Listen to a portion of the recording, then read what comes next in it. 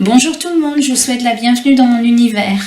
Alors je vous ai fait récemment quelques vidéos sur mes chakras en tarot, mes chakras en Lenormand et mes chakras en oracle. Et en même temps, j'avais eu envie de vous faire un abécédaire de mes jeux de tarot. Et j'avais trouvé une liste pour mon abécédaire. Et dans l'intervalle, eh bien, j'ai vu une vidéo de Sophie, de la chaîne Les Murmures de Sophie. J'ai vu une vidéo de Audrey des tarots de l'ombre et je suis allée voir celle de Soul Shadow qui avait été à l'origine de cet abécédaire. Donc je vous ferai peut-être mon abécédaire un jour, mais là j'ai décidé de reprendre l'abécédaire tel qu'il avait été proposé à l'origine par Soul Shadow. Ça remonte déjà à plusieurs années, mais j'avais envie de le reprendre. Donc on va commencer tout de suite.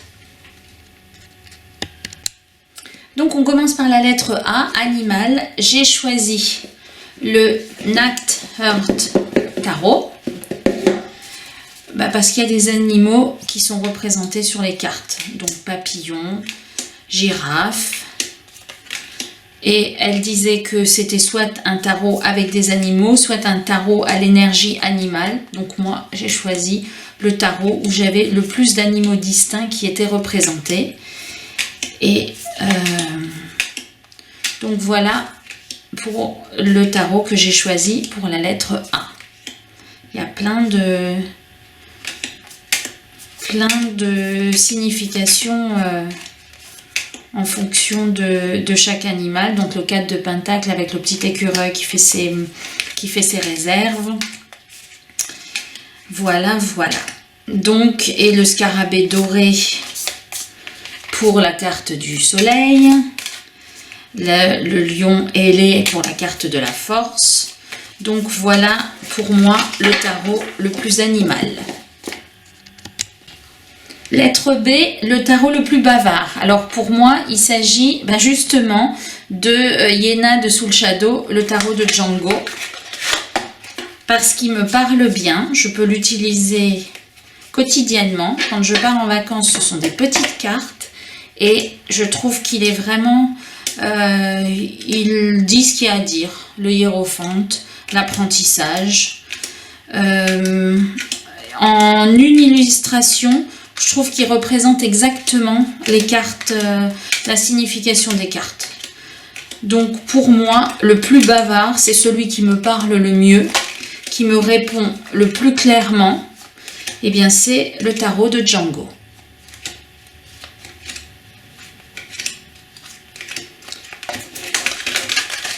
Voilà. Pour la lettre C, c'est cadeau. Le tarot reçu en cadeau. Alors, je m'achète toujours mes tarots moi-même et on m'offre parfois des oracles, mais pas des tarots, à part le Smoke Ash and Embers.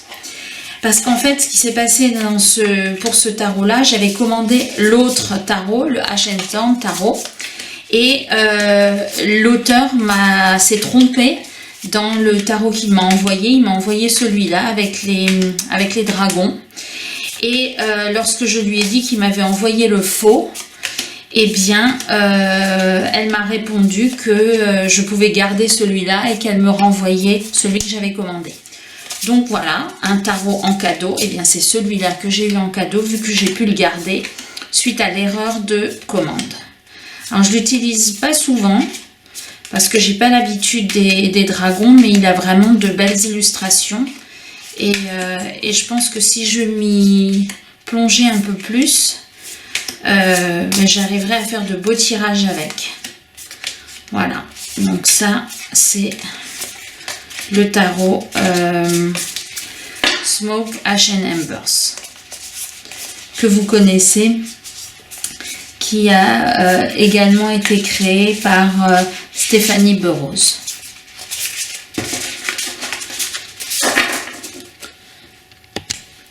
Alors, la lettre D, le tarot le plus dark. Alors là, je n'ai que les arcanes majeures. Il s'agit du tarot des chaos poétiques. Donc, je vous l'ai déjà présenté à plusieurs reprises. Donc, il n'y a que des arcanes majeures. Je trouve qu'il est très dark. Alors, ce que je déplore, c'est la qualité des cartes. C'est un peu la même chose dans le dernier que j'ai réceptionné des tarots de la connexion mystique que j'aime beaucoup, mais je trouve que les cartes sont trop fines. En tout cas, voilà, le plus dark que j'ai, c'est celui-là. Et je le trouve vraiment fascinant. Il est vraiment... il y a de belles illustrations, mais il n'y a que les arcanes majeures et la créatrice n'a pas encore ou pas fait les arcanes mineures. On continue avec la lettre J pour le mot joie. Alors là aussi, j'aurais pu vous présenter le Joie de Vivre Tarot, mais je vous le présente à chaque fois. Donc j'ai choisi le Heartful Spirits Tarot, que je vous ai aussi déjà présenté sur ma chaîne. C'est un tarot avec des genres de petits extraterrestres qui sont tout mignons. Il y a un petit cœur sur chaque carte. Enfin, il y a un petit cœur en ballon sur chaque carte. Et je vous l'ai présenté en détail avec les significations des cartes. On peut l'acheter avec les significations indiquées en dessous ou pas. Moi j'ai préféré l'acheter avec les significations parce que ça permet toujours de voir ce que l'auteur a voulu donner comme signification. Donc celui-là, il me met en joie, il a des couleurs pastel, il a des petits cœurs partout et voilà, je pense que ça explique la raison pour laquelle je l'ai choisi. Ensuite, F comme favori, celui qui me suit depuis le plus longtemps, c'est le Dark Ancient Tarot. C'est l'un des premiers tarots que j'ai acheté. Et les illustrations me parlent. Je trouve qu'il suit bien le Rider, mais il n'est pas... il est plus poétique que le Rider. Et puis j'aime bien cette ambiance. Et puis ces illustrations un peu anciennes. Voilà. Donc ça, c'est mon tarot favori. C'est quand je fais des consultations, je le fais souvent avec celui-là parce que je trouve qu'il répond bien et que même le consultant peut comprendre la signification des cartes même s'il ne connaît pas le tarot. Alors la lettre G, la grâce, le tarot le plus gracieux. Alors là, j'ai choisi le tarot des mondes oniriques parce que je trouve qu'il est plein de poésie, plein de grâce et que les personnages qui sont dessus sont vraiment fabuleux. Il est plein de détails. Donc celui-là aussi, vous le connaissez. D'ailleurs, s'il y a des jeux que vous souhaitez voir de manière plus approfondie, si vous souhaitez que je vous fasse une présentation détaillée des cartes, dites-le moi en commentaire et si j'ai un moment, je le ferai avec plaisir. Donc ça, c'est pour la carte, pour le tarot qui représente la grâce. On continue avec la lettre H, le mot humour. Alors j'ai failli vous présenter le Santa Muerte, mais je vous le présente à chaque fois sous humour parce que je trouve que c'est le tarot le plus humoristique que j'ai. Mais finalement, j'ai opté pour le Visions of Life tarot. Donc là aussi, c'est un tarot plein d'humour. De prime abord, on ne reconnaît pas forcément les correspondances avec les coupes, les deniers, les épées et les bâtons. Mais là aussi, j'ai fait une vidéo, si ça vous intéresse, où j'ai repris en détail les cartes et leur rapprochement par rapport au tarot traditionnel.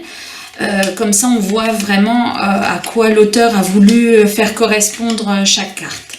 En tout cas, c'est un tarot plein d'humour.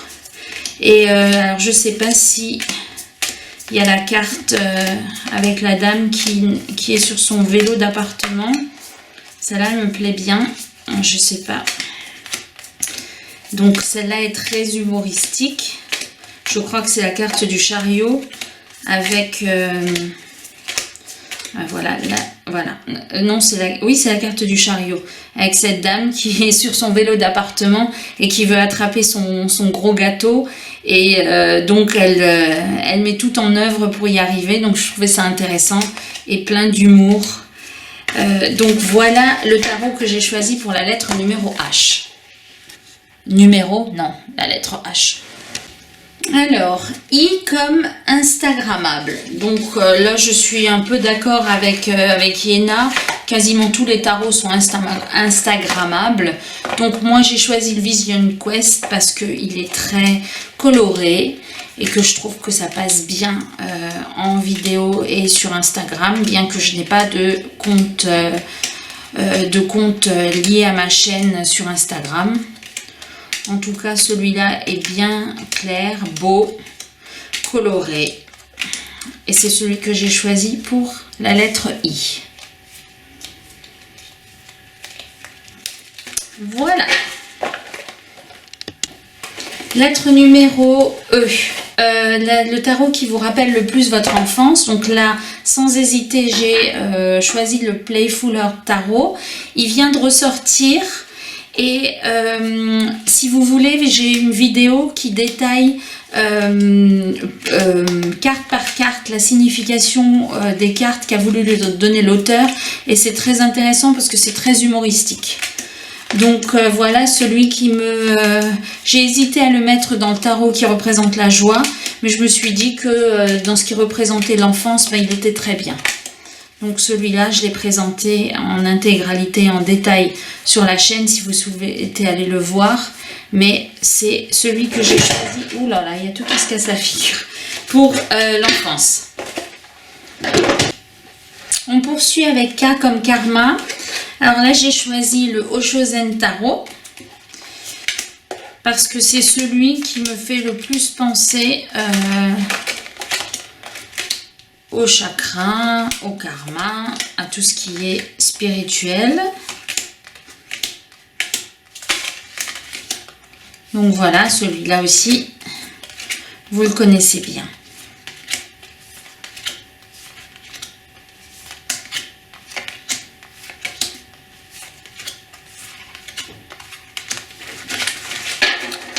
Voilà pour la lettre K.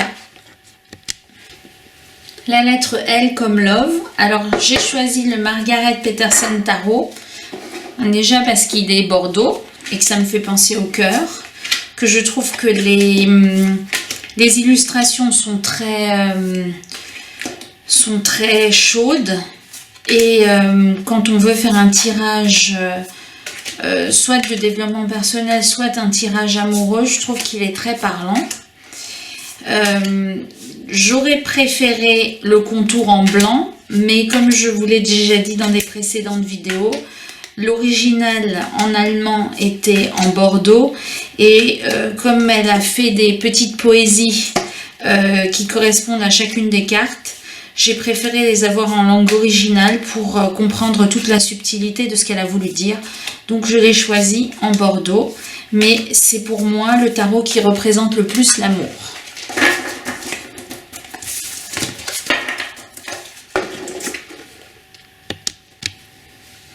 La lettre suivante, c'est la lettre M, comme médiumnité. Alors là, j'ai choisi le tarot quantique, parce que je trouve qu'il nous fait aller dans un autre univers. Et je vous l'ai présenté en détail aussi. Et il est plein de subtilités. Vous voyez, sur chaque carte, il y a l'élément principal de la carte qui est en surbrillance. Et alors, il n'est pas toujours évident à comprendre, mais il y a un livret. Et le livret est intéressant parce qu'il ne vous donne pas la signification des cartes. Il vous dit les questions à vous poser quand vous tirez cette carte. Donc, dans ma présentation détaillée, je vous donne à chaque fois les questions que l'auteur vous propose de vous poser. Donc, il y a aussi les signes du zodiaque, il y a un certain nombre de planètes. En tout cas, oui, dans ma présentation, je vous donne connaissance des questions que l'auteur vous propose de vous poser quand vous tirez ces cartes. Et je trouve qu'il a quelque chose pour se connecter à plus grand que soi. Voilà pour la lettre M. Pour la lettre N comme nostalgie, j'ai choisi le Bimit, donc le Big Mice Tarot,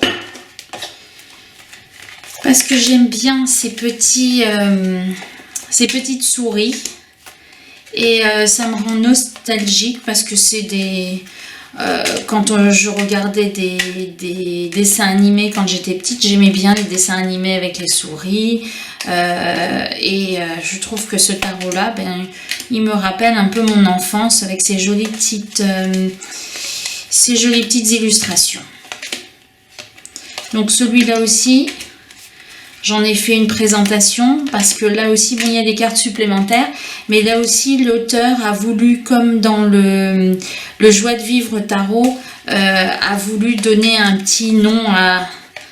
Enfin, souvent voulu donner un nom à ces personnages, et je trouvais ça très intéressant de vous les présenter sous la forme de...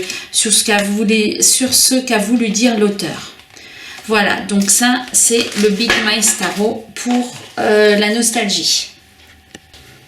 Pour la lettre O, comme obsession, j'ai choisi le El Goliath Tarot que j'ai reçu il n'y a pas trop longtemps et je suis en train de préparer, mais ça prend du temps, une présentation complète sur ce jeu.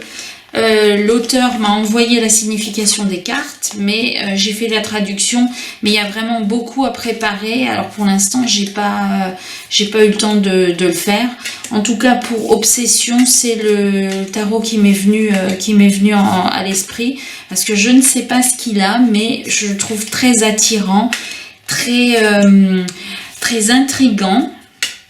Alors, il prend beaucoup de temps à étudier et à comprendre. Il y a aussi des cartes complémentaires. Il y a des cartes qui ressemblent au Rider, il y en a qui ne le sont pas du tout. Et quand j'ai... pour choisir, bon, pour cette lettre-là, eh bien, c'est celui-là qui m'est venu en tête tout de suite. J'aurais aussi pu le prendre pour le tarot animal parce qu'il y a beaucoup d'animaux dessus. Mais... moi, je le trouve captivant et je peux pas expliquer. Il m'a plu dès le début. J'ai mis du temps à l'acheter. J'ai profité d'une promotion parce qu'il venait quand même de l'étranger. Il y avait un certain nombre de frais. Mais je suis très contente de l'avoir acquis et il va falloir que je m'y mette un tout petit peu. On continue avec la lettre P comme Peace. Le tarot qui représente la paix, ou en tout cas qui est le plus apaisant. J'ai choisi le White Child Tarot avec ses illustrations pastel, ses animaux. Alors celui-là aussi, je vous en ai fait une présentation détaillée avec l'oracle qui va avec, le White Child Oracle. Voilà, celui-là, il m'apaise. Il est tout doux et il est de bons conseils. Donc, à la question quel est le tarot qui représente la paix, eh bien pour moi, c'est le White Child Tarot. Même la carte de la mort représente un peu la paix. Voilà.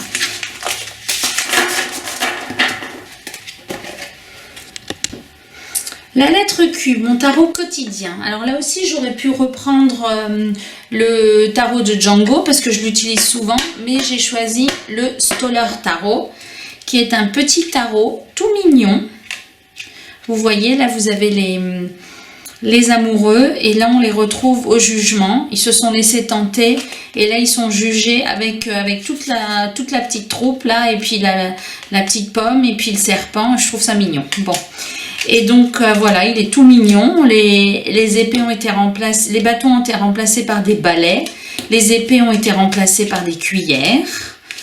Les deniers ont été remplacés par des ballons. Et les coupes ont été remplacées par des seaux. Donc voilà, il suit le rider.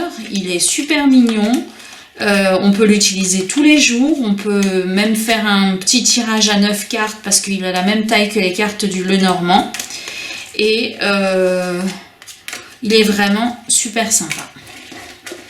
Donc ça, c'est le Stoller Tarot pour mon tarot quotidien. On continue avec la lettre R, le tarot le plus rude. J'ai choisi le True Black Tarot. Parce que bien que les illustrations soient très belles, il y a quand même des illustrations qui sont difficiles. Comme celle-là par exemple, où il y a tous ces animaux qui sont transpercés par les épées. Là, ce lapin qui est transpercé. Et je trouve que celui-là est particulièrement difficile dans ses illustrations. Bien qu'il soit très beau, il y a certaines illustrations qui sont un peu limites. Après, il n'en demeure pas moins qu'il est vraiment avec ses reflets sur les arcanes majeures. Le chariot, il est vraiment plein de sens, mais il y a quand même des cartes qui sont assez difficiles. Donc j'ai choisi celui-là pour la lettre R, pour le tarot le plus rude.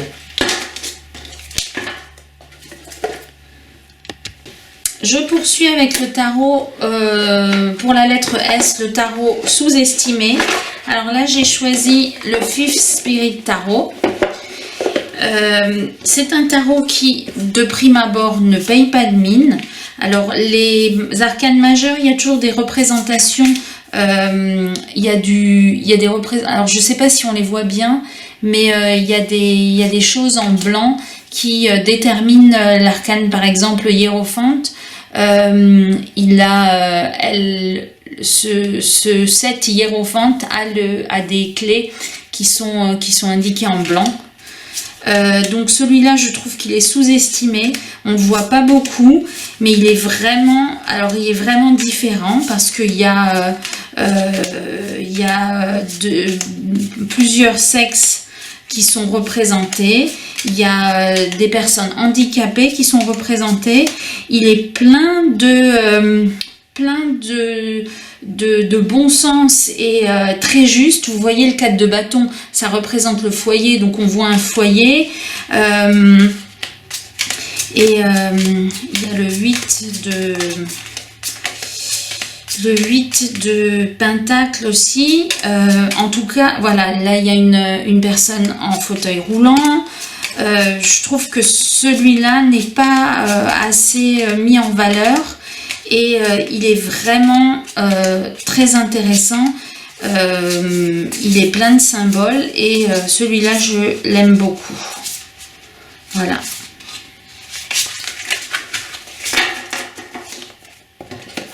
Vous voyez, là, il y a le 9 d'épée avec tout ce qui fait peur, tout ce qui angoisse et avec des outils. C'est vraiment... je trouve qu'il est très bien trouvé. On poursuit avec la lettre T, le tarot tempéré. Alors pour celui-là, j'ai choisi le tarot de l'entremonde parce que comme son nom l'indique, c'est un tarot entre les mondes et pour moi, il représente bien le mélange entre les mondes, le fait qu'il soit doux et donc voilà.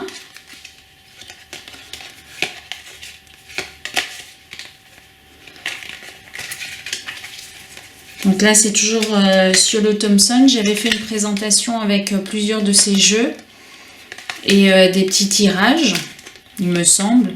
Je sais plus si je l'ai mise en ligne ou pas. Donc voilà pour moi le tarot qui est le plus tempéré et qui représente bien la lettre T.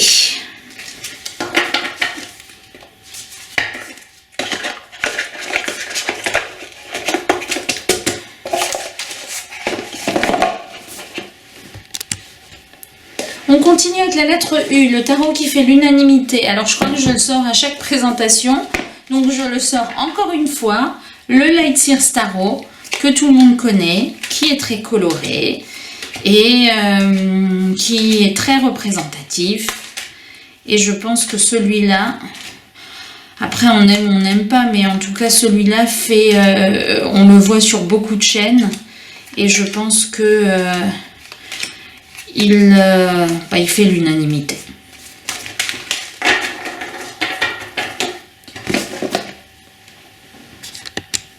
On continue, on a bientôt fini avec la lettre V, le tarot le plus vaniteux. Donc j'ai choisi le Folarkos Tarot. qui est un tarot avec des représentations des peintures. Et je trouve que celui-là est le plus hautain, le plus distant, mais il est aussi difficile à comprendre pour les débutants. Mais c'est celui qui me semble le plus éloigné. Je trouve pas qu'il ressemble vraiment à un tarot, mais je trouve que c'est des illustrations juste magnifiques. Et quand on regarde dans le livret les explications des cartes, ben on comprend beaucoup de choses. En tout cas, avec ces personnages qui ont des regards assez directs, c'est pour ça que j'ai choisi ce tarot pour le tarot le plus vaniteux.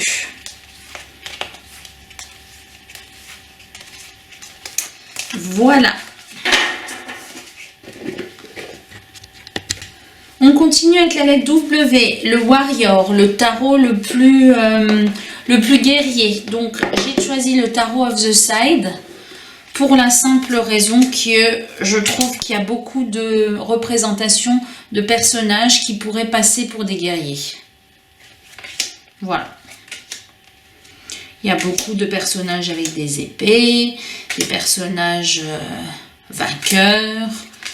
Enfin, c'est des personnages un peu bizarres, hein.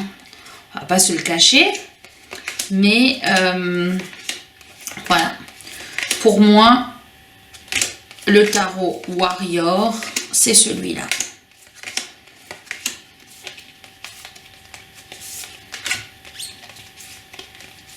Alors, il y a des petits mots-clés sur les cartes pour que ce soit un peu plus facile de les interpréter parce qu'on ne sait pas toujours à quoi correspondent les cartes. Bon, les arcanes majeures, il n'y a pas de souci, mais les arcanes mineures, on ne sait pas forcément à quoi ça correspond. Donc, c'est toujours le bienvenu quand il y a des mots-clés sur les cartes. Voilà pour le tarot Warrior, enfin le tarot of the side.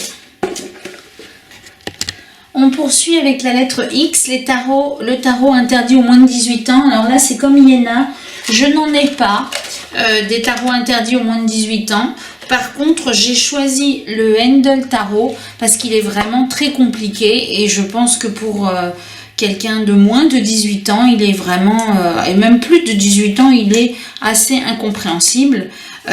Donc c'est le tarot de base, mais il y a des hexagrammes sur toutes les cartes, il y a des références aux signes du zodiaque, il y a des références à des planètes, il y a plein d'explications, il est vraiment très compliqué. Après, il est très intéressant quand on s'y attarde et quand on cherche un peu plus en détail.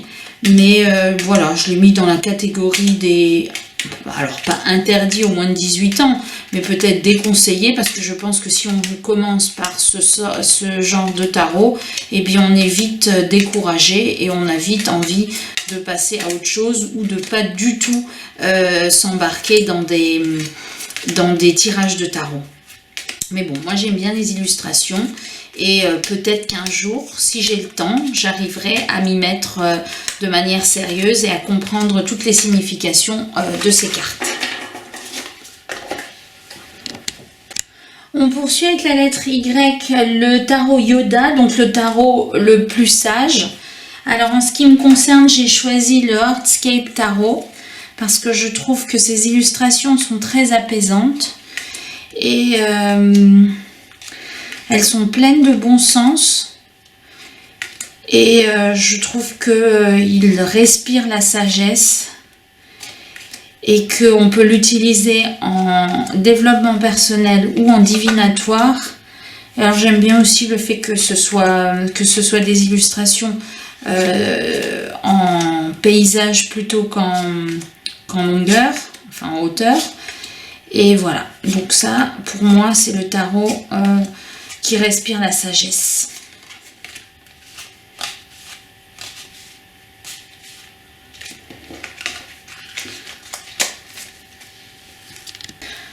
On finit par le Z, le tarot que j'ai zappé.